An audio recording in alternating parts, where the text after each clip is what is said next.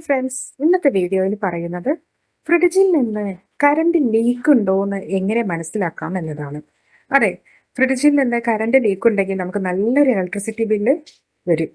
അപ്പോൾ അത് എങ്ങനെ നമുക്കൊന്ന് ഫ്രിഡ്ജ് ലീക്ക് ഉണ്ടോ ഇല്ലേ, അതായത് ഇലക്ട്രിസിറ്റി കറണ്ട് നമുക്ക് ലീക്ക് ഉണ്ടോ ഇല്ലേ എന്ന് എങ്ങനെ മനസ്സിലാക്കാം എന്നാണ് ഇനി പറയുന്നത്. അതിനെ നിങ്ങൾ ഈ ഒരു സിമ്പിൾ ടിപ്പ് പ്രയോഗിച്ചാൽ മതി കേട്ടോ. അതിന് വേണ്ടത് ഇതുപോലെ ഒരു ന്യൂസ് പേപ്പർ മാത്രമാണ്. ഈ ന്യൂസ് പേപ്പർ ഉണ്ടെങ്കിൽ നിങ്ങൾക്ക് സിമ്പിളായി തന്നെ നിങ്ങൾക്ക് ഫ്രിഡ്ജിന് കറണ്ട് ലീക്കായി പോകുന്നുണ്ടോ എന്നുള്ളത് നിങ്ങൾക്ക് പെട്ടെന്ന് മനസ്സിലാക്കാൻ പറ്റുന്ന ഒരു കാര്യമാണ്. അപ്പോൾ ഇതിന് ചെയ്യേണ്ട കാര്യം എന്താണെന്ന് വെച്ചാൽ ഇനി പറയാം.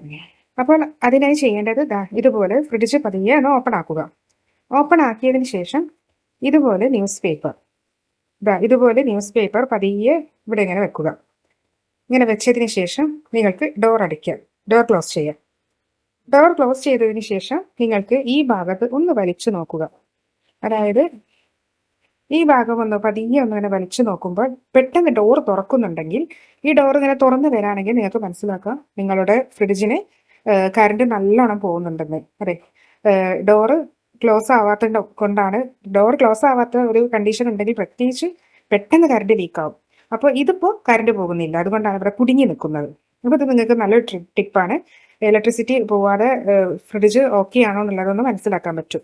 ഇനി അടുത്ത ടിപ്പ് എന്ന് പറയുന്നത്, ഇതുപോലെ ഫ്രിഡ്ജ് ഓപ്പൺ ആക്കി കഴിയുമ്പോൾ നിങ്ങൾക്ക് കാണാൻ സാധിക്കും, ഇത് കണ്ടോ, ഇതുപോലെയുള്ള അഴുക്ക്, ഇതുപോലെയുള്ള പൊടി, ഇതൊക്കെ ഫ്രിഡ്ജ് ക്ലോസ് ചെയ്യുന്നതിൽ നിന്ന് ഫ്രിഡ്ജിനെ ഇതുപോലെ ഇലക്ട്രിസിറ്റി പുറം കളയുന്ന ഏറ്റവും വലിയൊരു സംഗതിയാണ് ഇതുപോലെ.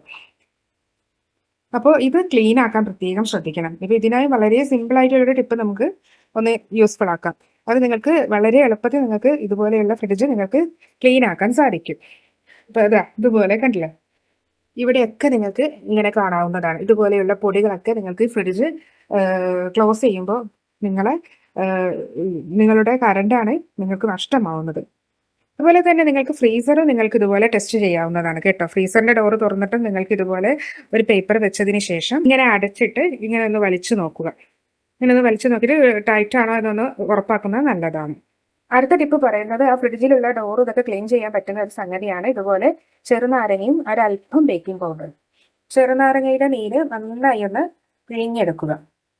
അതിലേക്ക് അല്പം ബേക്കിംഗ് പൗഡർ, ഒരല്പം ബേക്കിംഗ് പൗഡറും കൂടി ഇട്ടതിന് ശേഷം നന്നായി ഒന്ന് യോജിപ്പിച്ചെടുക്കാം. ഇതുപോലെ നന്നായി ഒന്ന് യോജിപ്പിച്ചെടുക്കുക. അതിനുശേഷം ഇതുപോലെയുള്ള സ്പോഞ്ചാണ് ഉപയോഗിക്കേണ്ടത്. പ്രത്യേകിച്ച് പറയുകയാണ്, സ്ക്രബ്ബർ ഒന്നും ഒരിക്കലും നിങ്ങൾ ഉപയോഗിക്കരുത്. ഫ്രിഡ്ജ് ക്ലീൻ ചെയ്യുമ്പോൾ എപ്പോഴും ഇതുപോലെയുള്ള സ്പോഞ്ച് ആയിട്ടുള്ള ടൈപ്പ് ഉപയോഗിക്കാം. അപ്പോൾ ഇതിലൊന്ന് മുക്കിയെടുത്തതിന് ശേഷം പതിയെ ഇവിടെയൊക്കെ ഒന്ന് കുറച്ച് കൊടുക്കാം.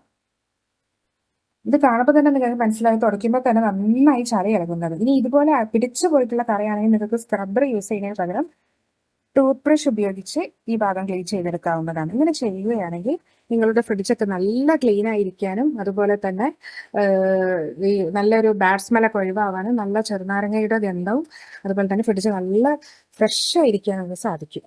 നിങ്ങൾക്കിത് ചെയ്ത് നോക്കാവുന്നതാണ്.